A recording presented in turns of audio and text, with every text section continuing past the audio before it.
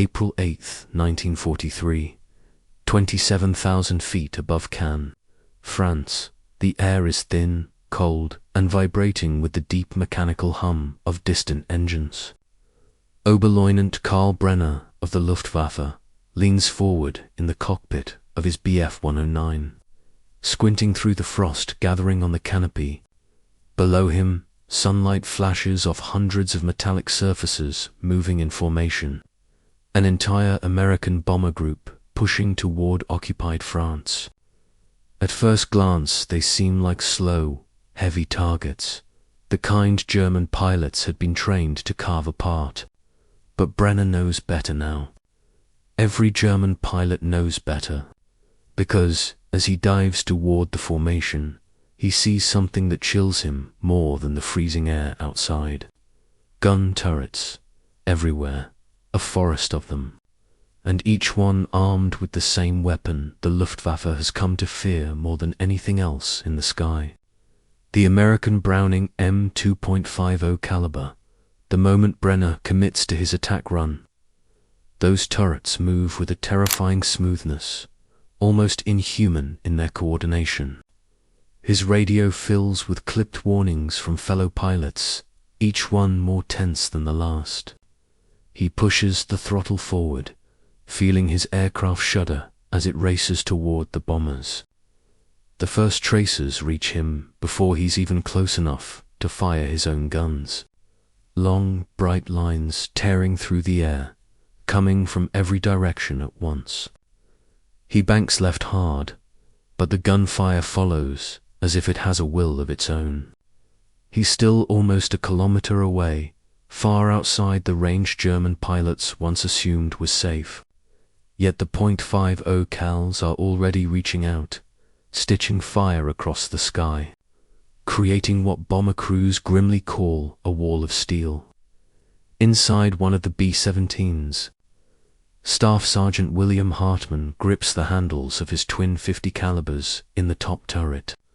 The weapon vibrates like a living creature, spitting out armor-piercing rounds at a rate that makes conversation impossible.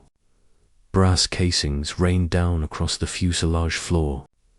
Hartmann has fired these guns in dozens of missions, and he trusts them more than anything else on the aircraft. They never overheat. They rarely jam. And even at extreme altitude, in brutal cold that freezes oil and cracks steel, the Browning M2 keeps firing. Brenner rolls again, trying to break away, but now 4 bombers have him bracketed. Their gunners don't need precision. At this range, saturation is the weapon.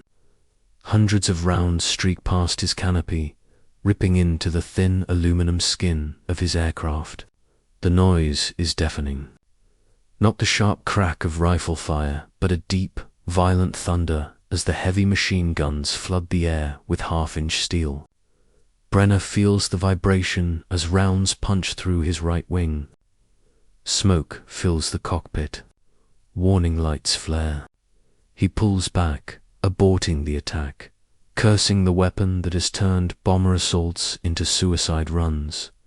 German pilots used to think they could outfly American gunners. They believed their faster, more maneuverable fighters could slip between firing arcs.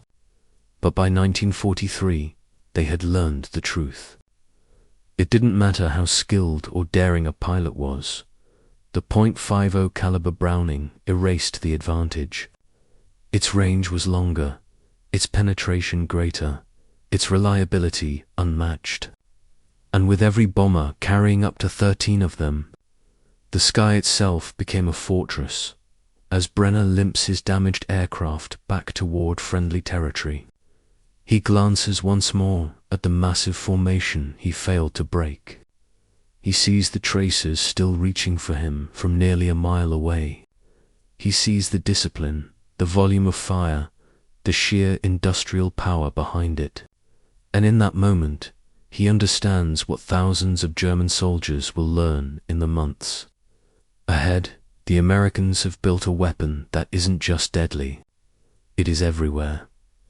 June 12, 1944, the hedgerows of Normandy, stand silent for only a moment before the distant rumble of engines breaks the calm. Feldwebel Otto Reimann of the 352nd Infantry Division crouches behind a collapsed stone wall, sweat mixing with the dirt on his face despite the cool morning air. He tightens his grip on his MP40, listening to the metallic clatter growing louder from the far end of the road. American vehicles, more than one. Their engines heavy, confident, unhurried. Reimann signals his men to stay low as he crawls forward through the thick grass, raising his field glasses just high enough to see over the ridge. A column of American half-tracks rolls into view, dust trailing behind them. But it is not the vehicles themselves that make his stomach tighten. It is the glint of steel mounted on each one. Tall, unmistakable silhouettes rising above the armor plates. The Browning M2.50 caliber, Reimann has heard the stories already. Every German soldier has tales told by shaken survivors who insisted the Americans mounted these heavy machine guns on everything. Trucks, jeeps, tanks, even makeshift platforms welded together in the field. The weapon is so common that the German nickname for it has already spread across units. The distant hammer, because it hits long before you can hit back. The lead American jeep moves into the open, and the gunner, barely more than a silhouette behind his shield, scans the hedgerows with the quiet confidence of someone who knows he holds the longer reach. The .50 cal pivots with smooth precision, its barrel tracking the tree line. Reimann freezes. He knows what happens next if they are spotted. The weapon doesn't fire warning shots. It sends devastation. A single twig snaps beneath the boot of one of Reimann's men. It is enough. The American gunner reacts instantly, squeezing the butterfly trigger. The first burst erupts with a deep, violent roar that drowns out every other sound. Dirt explodes. Stone walls disintegrate. Branches snap like fragile bones. The rounds tear through the hedgerows as if they weren't there at all, punching through layers of wood, earth, and the bodies of two German soldiers taking cover behind what they believed was solid protection. Reimann feels the ground shudder as the .50 caliber continues its devastating sweep. He presses himself flat, heart hammering as tracer rounds slice overhead in bright, angry streaks. He has been under fire before. Machine guns, mortar, even tank shells. But nothing matches the crushing, relentless force of the American .50 cal. It isn't a weapon designed for suppression. It is designed to erase anything in front of it. He risks a glance and sees one of his men attempting to crawl backward toward a deeper ditch. He never makes it. A single round punches clean through the hedgerow, through his helmet, and buries itself in the earth behind him with a sickening thud. The hedge 8 feet thick, roots and soil tightly wovenese, no protection. The M2 simply ignores it as the half-tracks advance. The Americans use the gun exactly as Reimann has heard, as reconnaissance by fire. If they suspect danger, they don't send scouts. They send 50 caliber rounds. Entire sections of countryside are shredded open before the Germans can react. The weapon does the looking for them, and it never gets tired. Reimann knows he cannot hold this position. There is no tactic, no clever maneuver, no trick that can counter raw industrial firepower delivered with such precision and confidence. His commander's voice cracks over the field radio, fall back immediately. But the message comes too late for half his squad. Reimann drags himself into a drainage ditch, mud coating his uniform, ears ringing as the American vehicles roll past overhead. The guns continue firing in short bursts, cautious, methodical, thorough. Not out of fear, out of doctrine, out of habit, out of abundance. And as the column moves deeper into the countryside, Ryman stares after them with a numb realization forming in his mind. The Americans have not just brought a new weapon to the battlefield, they have brought a new kind of war, one built not on scarcity or precision, but on overwhelming, unstoppable force delivered through a gun that seems to be mounted on every machine they possess. July 28, 1944, south of St. Lay. The ground trembles with the echo of artillery as Oberst Hans von Luck, commander of a Kampftrupp of the 21st Panzer Division, surveys the smoking fields ahead. His Panzer Ivers and armored half-tracks are dug in along the tree line, waiting for the next American push. Dust hangs thick in the summer air. Engines idle. Radios crackle with fractured reports. Von Luck stands atop his command vehicle, binoculars pressed to his eyes, watching the American armor creeping forward across the open farmland. At first, he notices the familiar silhouettes, Sherman tanks, their rounded turrets glinting beneath the sun, flanked by infantry and support vehicles. But what captures his attention, what forces him to tighten his jaw, are the dozens of oversized barrels protruding from nearly every machine advancing in his direction. The Browning M2.50 caliber, again, always, even at this distance, von Luck can already hear them. Not the staccato chatter of light machine guns, but the deep, rhythmic thunder of heavy fire as American crews test their guns in short, disciplined bursts. Each sound rolls across the battlefield like distant thunder, punching through the air with a confidence that borders on arrogance. Inside his Panzer IV, Lieutenant Weber adjusts his headset and peers through the gunner's sight. Herr Oberst, he reports over the radio, they're firing already. Range is too far for MG-40 to return fire. Von Luck knows. He has seen this before. The Americans don't need their main cannons to dominate the battlefield. The .50 cal alone can turn open terrain into a death.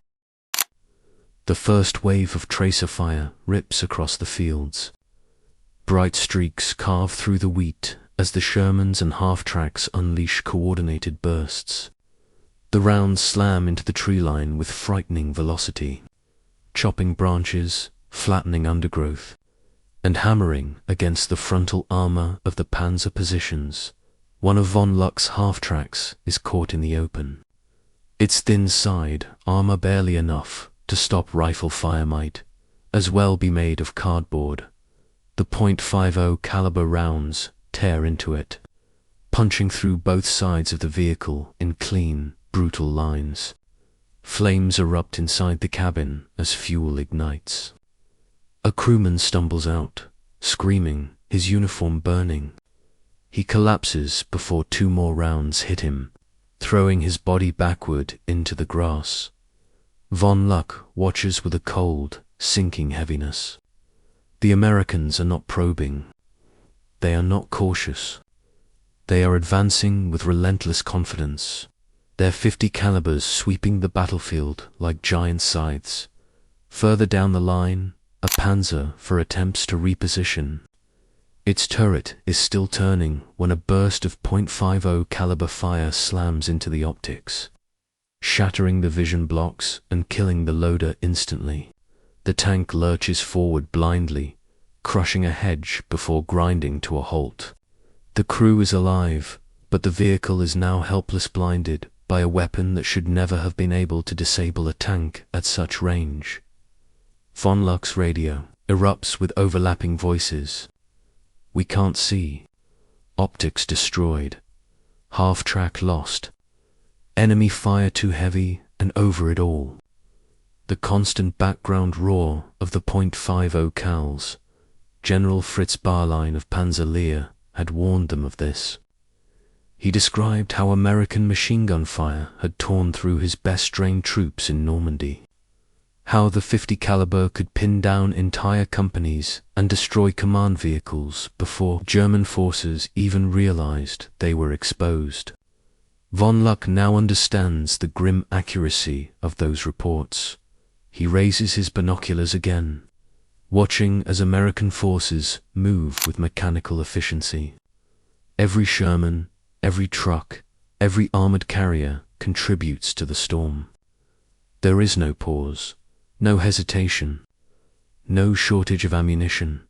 The .50 cals fire as though the factories in the United States are feeding the barrels directly through invisible pipelines. A courier rushes up beside von Luck's vehicle, panting. Herr Oberst, orders from Division Command. We are to fall back to secondary positions immediately. Von Luck nods, though the order brings him no comfort. Retreat offers no safety when the enemy can reach you long before you reach them.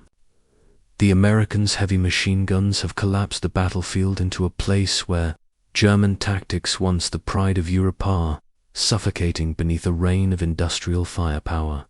The retreat begins, hurried and chaotic. Panzer engines roar, treads churn soil, and infantry scramble through ditches and ravines. But no matter how far they pull back, the .50 caliber fire follows, raking the ridge lines, smashing supply trucks, tearing through radio cars, and punching into the back armor of fleeing half-tracks. Von Luck realizes something profound as he watches another burst of .50 caliber rounds rip through a fleeing vehicle. This is not just a weapon. It is America's entire industrial might concentrated into a single, unrelenting roar. August 3rd, 1944, near Morges. The fog lies heavy over the French countryside, thick enough to blur silhouettes and swallow sound. General Lieutenant Fritz Barline kneels beside a shattered command vehicle, his fingers tracing the ragged holes torn through steel plating. The edges are peeled outward like torn paper, each impact clean, perfect, unmistakable. He doesn't need a technician to identify the caliber. He has seen this pattern too many times already. The Browning M2, again, always. Barline wipes dust from his uniform and stands, listening to the distant pops of small arms fire. But beneath that, deeper, rolling through the fog like approaching thunder, he recognizes that sound. A low, heavy rhythm, too powerful for rifles, too stable for light machine guns. It is the voice of the American battlefield, a constant, confident roar that seems to say, "We see you. We reach you. We will break you." A motorcycle messenger arrives from the forward line, skidding to a stop, breathing hard. Herr General, the Americans have set up firing positions across the valley. Our patrols cannot move. Anyone attempting reconnaissance is lost. Barline already knows why. German doctrine relies on probing, on scouting, on feeling the enemy's lines before committing. But in Normandy, that doctrine has died. The moment a German patrol moves, the .50 cal answers. Through foliage, through stone, through armor, he motions for the messenger to follow and moves up the slope toward the observation ridge. As they reach the crest, the fog breaks just enough to reveal the valley floor below. Vague shapes, American positions, dot the fields. Trucks, tanks, sandbag nests, all anchored by the familiar outline of the heavy machine gun. One fires. A single burst. The sound cracks across the valley. 15 rounds in a fraction of a second. The impacts walk across the hillside like footsteps of a giant. Soil erupts. Branches explode. A German sniper, hidden in a camouflaged nest, Bayerlein himself, inspected earlier, doesn't even manage to move before the rounds find him. His body slumps forward, lifeless, the bullet holes lined in a path leading straight through the tree he thought would shield him. The messenger stares in disbelief. That was 600 meters at least, Herr General. Through the trees, Bayerlein nods grimly. It does not matter. They fire as though wood were air. Word of the weapon spreads through the ranks quickly, morphing into its own battlefield legend. New replacements, young, pale, barely trained whisper about vehicles shredded in seconds, about men torn apart behind concrete corners, about aircraft punished from impossible distances. Old veterans talk of the black noise, the deep roar that signals death long before bullets arrive. Even officers feel it. Sitting inside armored vehicles, they sense every strike, every metallic hammering of .50 caliber rounds punching dents into side armor or ricocheting off turret plates. They know that a lucky burst can kill a commander through an open hatch or smash radio equipment.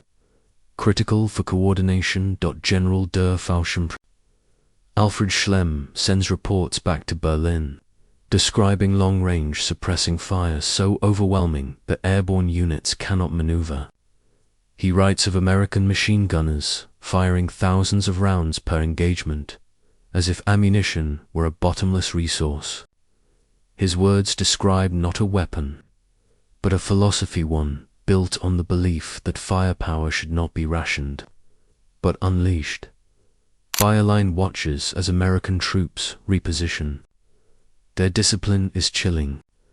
Gunners check the headspace and timing of their .50 cals with practiced ease.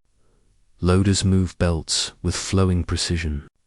And above all, none of them seem worried. They know their weapon will fire. In mud, in rain, in dust, in combat lasting hours. Behind Bayerlein, an artillery officer mutters, almost to himself, "They don't fight like us. They fight with industry." The general doesn't respond. He simply studies the valley again, watching as yet another burst from a distant M2 punches a line through a stone farmhouse wall, sending masonry tumbling into the field. It becomes clearer every day. Germany is not fighting the United States Army. Germany is fighting American manufacturing. American fuel, American logistics, American surplus, and that entire machine is channeled through the barrel of a single gun. August 1944, 15,000 feet above Falaise. The sky is a blinding, cloudless, blue beautiful, empty, and utterly deceptive. Oberleutnant Karl-Heinz Steinberg of Jagdgeschwader 26 pushes the throttle of his Bf 109 forward, the engine growling as he climbs toward a formation of distant specks glinting in the sunlight. American bombers, probably B-17s, maybe B-24s, both mean trouble. His squadron has already lost 3 aircraft this week. The enemy numbers are overwhelming, but numbers alone do not frighten Steinberg anymore. What terrifies him, what terrifies every Luftwaffe, pilot are the dark pods lined across the bellies, waists, noses, and tails of those heavy bombers, 50 calibers, dozens of them, all waiting, all watching, all ready. As the German fighters close the distance, the bombers begin to shift formation, tightening into defensive boxes. A wall of metal transforms itself into a fortress in the sky. Steinberg knows what comes next. Every pilot knows. The buzzing begins. Faint at first, like angry hornets waking from sleep. Then louder, sharper, more violent. The air trembles with it. The quad 50 turrets on the tail of a B-17 fire first, then the top turret, then the ball turret, then the waist guns. Each gun fires 800 rounds per minute. Each bomber carries up to 13 of them. Multiply that by 50 aircraft, and the math becomes meaningless. It is not fire, it is a storm. Steinberg banks left as the first streaks of tracers slice past his canopy. The rounds glow bright red, each one marking the path of a bullet capable of ripping a fighter apart with a single hit. The air around him explodes in horizontal sheets of metal. He feels his aircraft vibrate as fragments whip past. His wingman isn't as lucky. A 3-second burst from a tailgun tears into the wing root of the Bf-109, ripping off the aileron and sending the aircraft spinning. Steinberg watches in horror as the fighter becomes a tumbling blur, trailing smoke as it vanishes into the clouds below. He swallows hard but continues the attack run. They have to break up the formation or the troops on the ground will suffer. But the closer he gets, the narrower the sky feels, squeezed by intersecting arcs of 50 caliber fire. Every bomber covers another bomber. Every angle of approach is already locked down by a machine gunner with a steady hand and endless ammunition. Steinberg dives, hoping speed will save him. It doesn't. The air erupts again, this time from a P-47 Thunderbolt diving from above. The American fighters' 8 wing-mounted .50 cals unleash a devastating barrage. The sound so deep and violent, Steinberg can feel it through the metal shell of his aircraft. The rounds slam across his fuselage, shredding the left side. Warning lights flash on his control panel. Smoke billows from the engine. The aircraft becomes sluggish, unresponsive. He knows the fight is over. He pulls away, hoping he can glide far enough to bail out over friendly territory as he retreats. He glances back at the sky behind him, a sky filled not with planes, but with light, burning, red lines of tracer fire weaving a net so dense that no German pilot can pass through without risking death. Steinberg understands now why many Luftwaffe aces had begun calling the American 50 caliber the Red Curtain. Once the guns opened up, the air itself seemed to close like a door, trapping any aircraft foolish enough to challenge the formation in squadron briefings. Commanders warn them again and again. Do not enter the firing arcs. Do not stay level. Do not climb straight. Do not dive too slowly. Do not attempt head-on runs. But the truth is brutal. There is no approach that guarantees survival.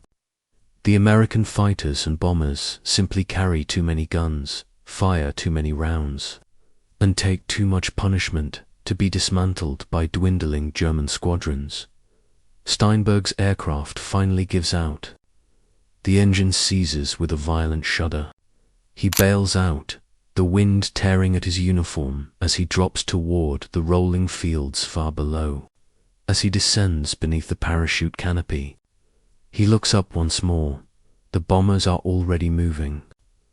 Unsteady, confident, untouchable, there. Defenses still blazing, their 50 calibers still firing, their dominance still absolute. He realizes something terrible. The Americans have turned the sky itself into a killing field, and the weapon responsibly, the simple, reliable, unstoppable .50 Cal Browning is the beating heart of it all. Dirt showers over. Oberfeld Wibbel Rainer Mertz as another burst of .50 caliber fire punches through the side armor of a nearby half-track, blowing out its engine in a roar of sparks and shrapnel. The Germans desperately try to reposition, but every attempt to move is instantly met with another punishing wave of heavy rounds that batter the trees, the metal, and even the air around them. Mertz presses his helmet tighter against his skull as the unmistakable sound of the American Brownings fills the forest with a deafening, rhythmic thunder. To him, it feels less like gunfire and more like an unstoppable mechanical hammer, beating the world apart piece by piece. Across the clearing, the American gunners keep repositioning atop their vehicles, their silhouettes outlined by muzzle flashes as they sweep every possible German fallback route. The sheer volume of fire is overwhelming. Each gunner fires in short, controlled bursts, but with dozens of M2s roaring at once, it creates the impression of a single giant weapon dominating the battlefield. Every German soldier in the woods can feel it vibrating through the ground and echoing through their bones. Hauptmann Schäfer crawls behind a fallen pine tree, his ears ringing and his arms trembling as splinters rain into his sleeves. He is no rookie. He fought in Poland, in France, in the Soviet Union. He has faced artillery barrages, T-34 tanks, and Soviet machine gun nests. But this is different. This is precision. This is power. This is American industrial might hitting him, not as an idea, not as a statistic, but as a physical force tearing apart everything around him. The Germans try to pull back deeper into the woods, but the Browning gunners adjust instantly. They track movement with uncanny accuracy, walking rounds along the forest floor, cutting through brush and smashing logs into splinters. The .50 caliber rounds tear through branches, rip through tree trunks, and carve deep gouges into the ground like plow blades made of steel and fire. Every German soldier learns the same lesson the hard way. The Browning is not simply a machine gun. It is a battlefield presence. It is the hammer that cracks open armored vehicles. It is the shield that protects advancing infantry. It is the long reach of American air power, ground power, and mechanized force. The Browning is everywhere, mounted on tanks, half-tracks, jeeps, aircraft. It is the weapon that never stops talking, and when it talks, people listen or die. Mertz watches in horror as a P-47 swoops overhead for another pass. He can see the twin lines of tracer fire reaching out from the wings, and he knows exactly what they are. 50 caliber fire, hundreds of rounds per second, a wall of metal that dissolves anything caught in front of it. He slams himself into the dirt and covers his head as the aircraft screams past, shredding the trees above him and turning the German column into a cloud of smoke. Sparks and tumbling steel, the Browning breaks the German will. Not because it is the most advanced weapon, not because it is the most elegant, but because it works every single time, everywhere, in every condition, with a level of reliability and destructive force that no German soldier can ignore. On that day, in that shattered French forest, every German survivor carries the same memory with them. The sound of the American .50 cal. The weapon that felt like the world was ending. The weapon they feared more than any other.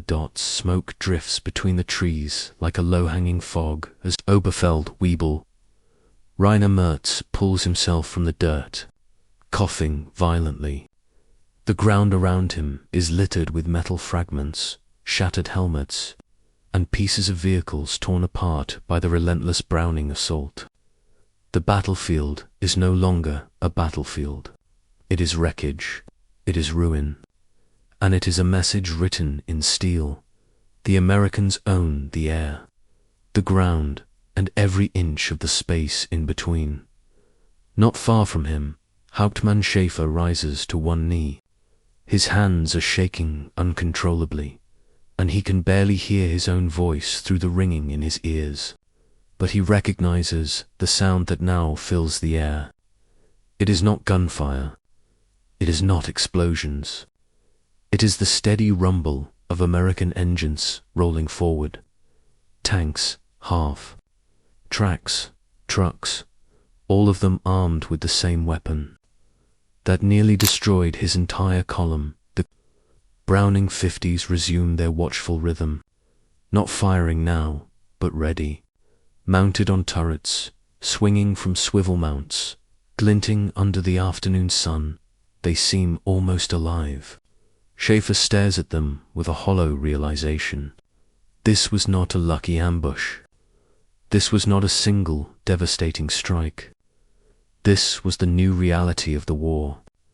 Wherever American forces move, the .50 caliber moves with them. It is not a support weapon. It is the backbone of their advance. On the American side, Staff Sergeant Owens lifts himself from behind the armored plate of his half-track. Sweat rolls down his face, his ears still buzzing. But his posture carries the confidence of a man who knows his weapon just turned the tide. He checks the barrels, swaps the smoking canister of ammunition, and taps the side of the Browning as if thanking an old friend. Good work. Mardouz, he mutters, the affectionate nickname American troops gave the M2. You never let us down.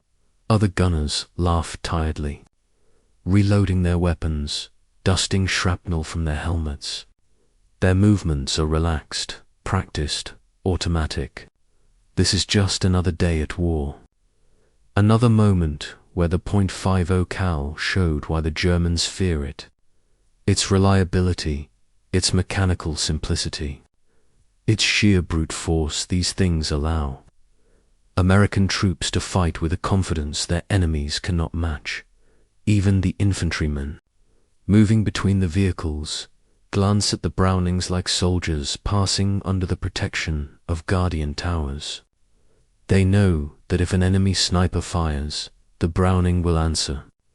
If a hidden machine gun nest opens up, the Browning will crush it. If armored cars appear on the road ahead, the Browning will tear through them before they can get close. The psychological weight of the weapon is powerful as the physical destruction it causes. Back in the forest, the German survivors finally begin to retreat in small, disorganized groups. Their officers shout orders: move faster, keep low, stick together, but the men are broken. They continue, glancing over their shoulders, expecting the roar of the M2 to return at any second. To them, the silence is not relief. It is a warning. Schaefer leads what remains of his men toward a narrow riverbed, using the terrain for cover. He does not speak of regrouping. He does not speak of counterattacking. He speaks only of survival. And as he moves through the fractured landscape, he carries a truth that every German officer eventually learns. You can prepare for artillery. You can brace for tanks. You can counter enemy infantry, but you cannot stop the .50 caliber Browning when it has you in its sights. The sun begins to set over the ruined forest as American forces secure the area. Their Browning guns pointed outward in steady arcs, ready for anything night might bring, and somewhere deep in the woods, fleeing into the darkness, every German soldier knows the same thing: the day no longer belongs to them. It belongs to the Browning. September 1944. Far from the battlefield, in the steel-smelling factories of the United States, the true power of the Browning M2 is revealed. Conveyor belts hum with relentless precision, workers methodically assembling the barrels, bolts, and receivers that will become the nightmares of German soldiers. Every part is standardized, every round meticulously manufactured, from Pennsylvania to Michigan, from small workshops to sprawling arsenals. The machinery of war operates on an industrial scale unseen by the soldiers, who face it daily. Nearly 2 million Browning .50 caliber guns will be produced during the conflict, each paired with billions of rounds of ammunition. They are simple, robust, and designed to endure the extremes of combat. Arctic cold, desert heat, endless mud, and the unforgiving chaos of mechanized warfare. The genius of the weapon lies not in complexity, but in reliability. It will fire when needed. It will fire everywhere, and there will always be another to take its place. The design philosophy mirrors the American approach to the war itself. Tactical finesse can be invaluable, but it is nothing compared to overwhelming logistics and industrial output. While German forces struggled with shortages, field repairs, and rationed ammunition, American units could sustain a volume of fire that was psychologically and physically impossible to counter. The Browning became a symbol of this philosophy, a weapon whose fearsome reputation was matched only by the factories pumping out replacements, and the doctrine emphasizing constant, unstoppable firepower. Across Europe, German officers like Hans von Luck, Fritz Baer, and Alfred Schlemm came to recognize a simple truth. The American soldier, backed by industrial might, is nearly invincible. It is not personal skill alone that defines victory, but the ability to sustain combat continuously, to flood the battlefield with firepower, and to never allow the enemy to breathe.